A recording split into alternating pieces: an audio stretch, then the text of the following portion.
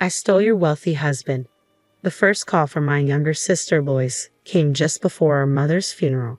She hadn't replied to any of my messages for weeks. I just got back from Hawaii with Keith.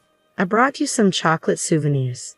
Furious at her insensitivity, I lost my temper and yelled at her in front of everyone. You can keep my husband. Just get to the funeral already. Lois, stunned by my outburst, could only manage a confused "what?" from the other end of the line. I gave her the address of the funeral home and hung up, seething. Knowing she'd try to call back, I turned off my phone, took my seat in the family section, and tried to compose myself. My name is Emily, and I just turned 38. Growing up in a family of 4, my parents, my younger sister, and myself, I often felt the weight of being the eldest. My sister Lois, who is 6 years younger, was always the favorite. With her charming looks, she had a knack for getting her way. Whenever Lois wanted something, she would flash an irresistible smile and say, "Emily, I want this," and I would almost always give in. Unfortunately, this dynamic didn't change as we grew older, making Lois an extremely troublesome sister.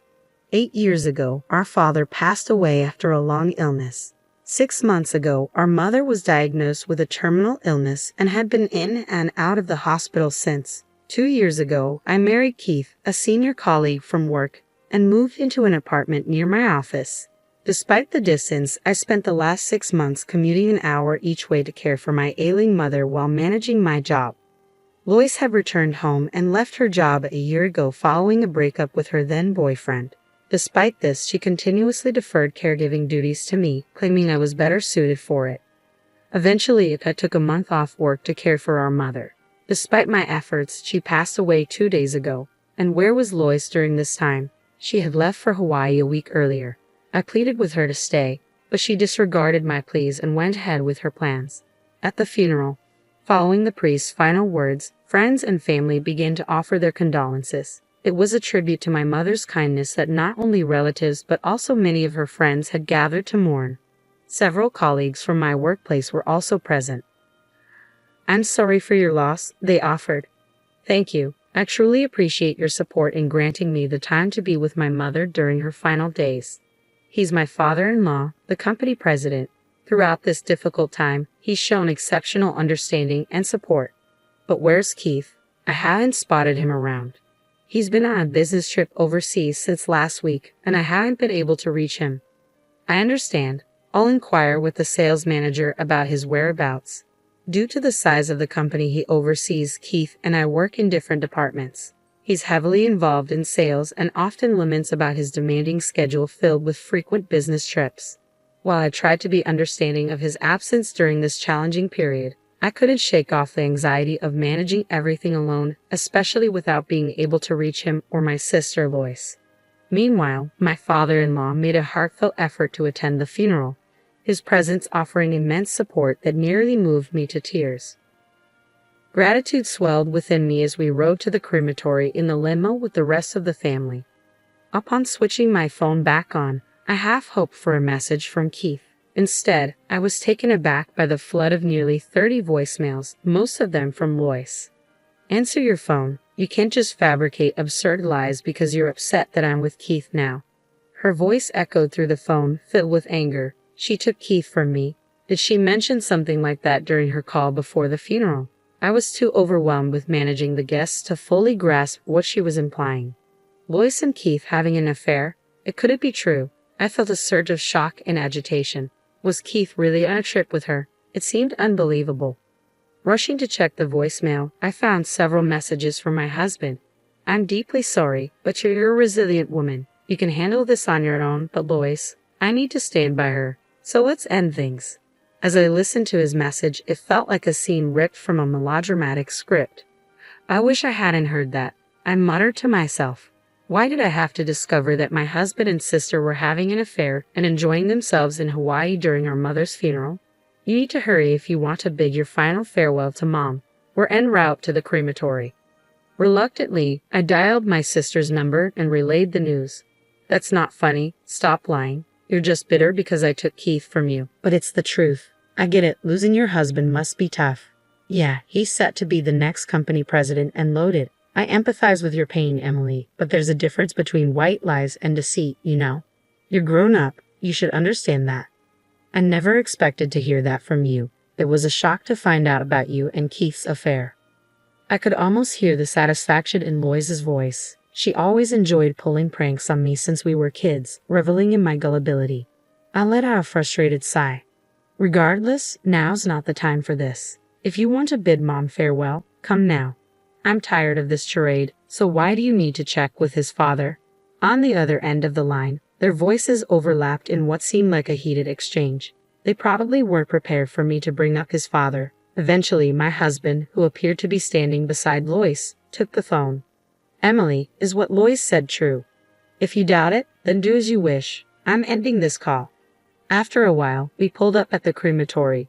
This was my final chance to bid farewell to Mom, but my thoughts were in disarray from the whirlwind of the past few days and the sorrow of losing her.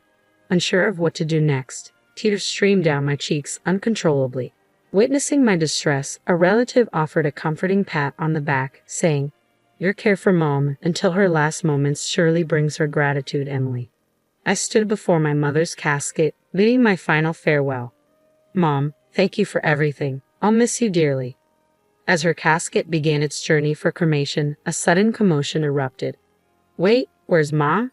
My sister and husband burst into the room, their voices filled with panic. Lois attempted to reach for the departing casket, but the doors closed abruptly, sealing her off.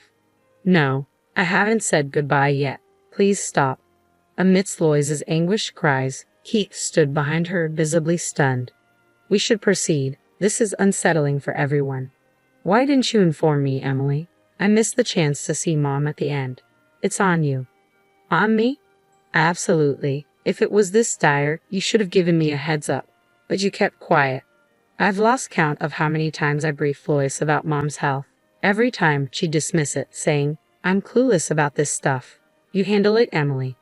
"Exactly. This mess is because you never stress how serious Mom's condition was. It's your fault." Even Keith joined in, pointing fingers at me. I glared at them, seething. "And what exactly were you both doing during all this time?" My voice rose. Startled, they fell silent at last. "If you won't say it, I will. You two were off enjoying a romantic getaway in Hawaii, weren't you?" The murmurs among the relatives grew louder as they watched in disbelief. Whenever they inquired about Lois or Keith, I'd come up with excuses to shield them from judgment. "Mom, forgive me. I wish to bid you farewell in peace." Mentally apologizing to her, I braced myself to address the truth. "When did this affair even begin? You knew I was on leave, looking after Mom, right?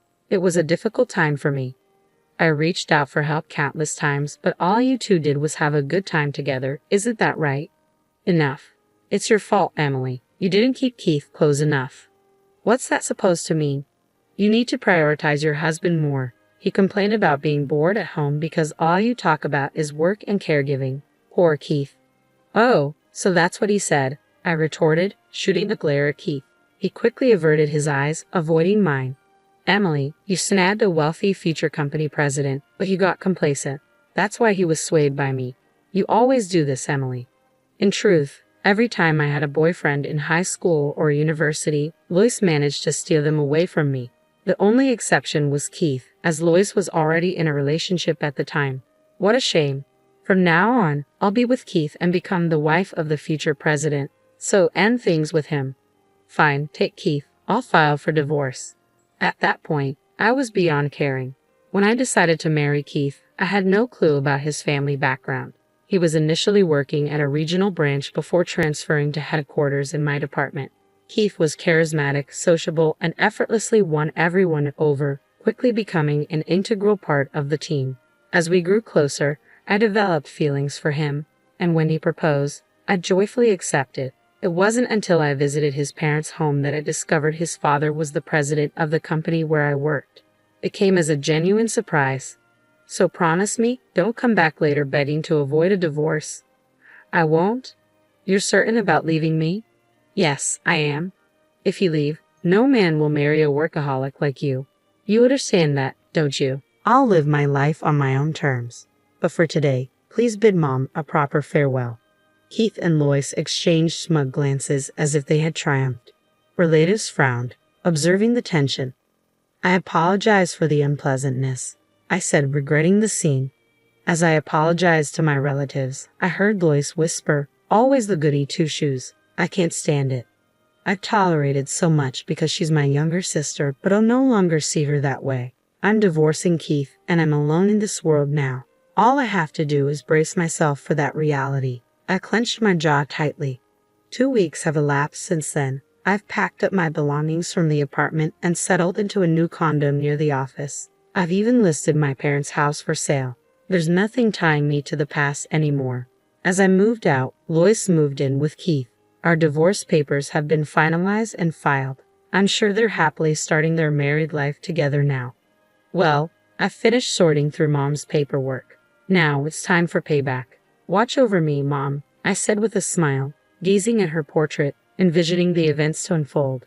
"Enjoy your honeymoon phase while it lasts. You too."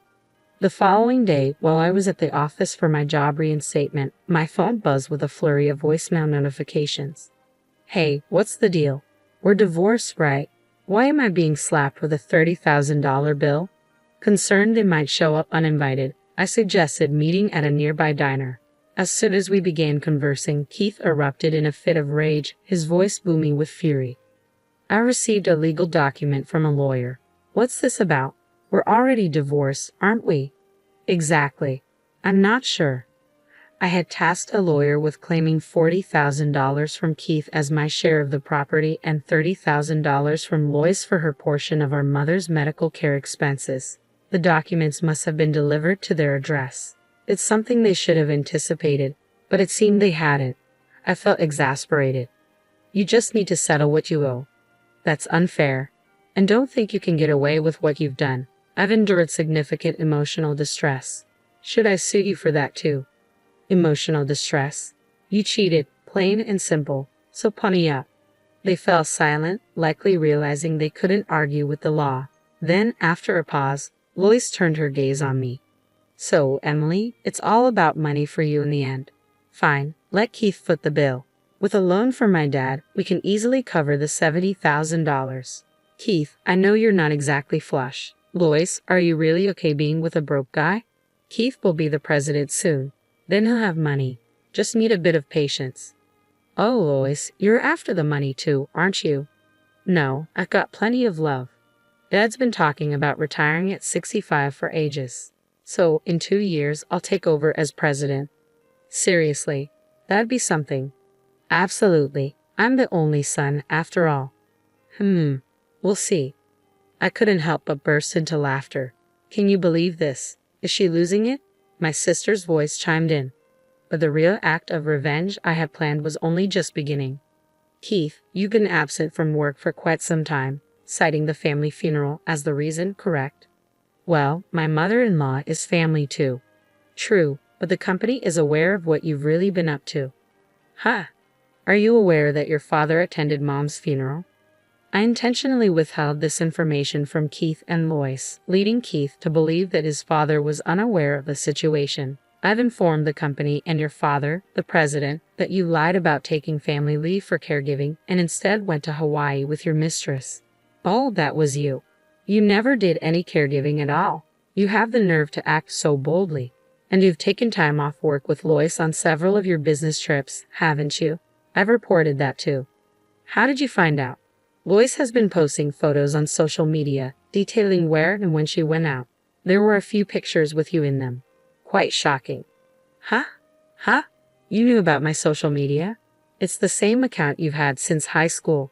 Naturally, I'd be aware." Lois appeared uneasy, and Keith was caught off guard by my revelation. "Wait, does Dad really know everything? Just as my mother was family to you, your father regarded her as family too. Naturally, he'd be informed about the family funeral, as protocol dictates it should be reported to the company. Even following the funeral, he showed concern for me and reached out multiple times. Consequently, I relayed all the recent events to him. He's quite furious. Furthermore, he made it clear that he has no intention of appointing you as the next president." But I'm his son." He mentioned he doesn't recall ever stating that our company follows a principle of hereditary succession. Additionally, he instructed me to convey that he has no use for a son who would engage in such disloyal behavior. So Keith isn't going to be the president. As I watched their faces grow pale, I decided to push them further. And to add, I'll be assuming the role of president next month. Ha! I just received the official notification from the president and my superiors at the company. It's official. I've been appointed as the new president. That's impossible. They wouldn't appoint you as president. If you doubt me, why don't you call your father right now and confirm? Keith hurriedly dialed his father while Lois, his new wife, looked on nervously.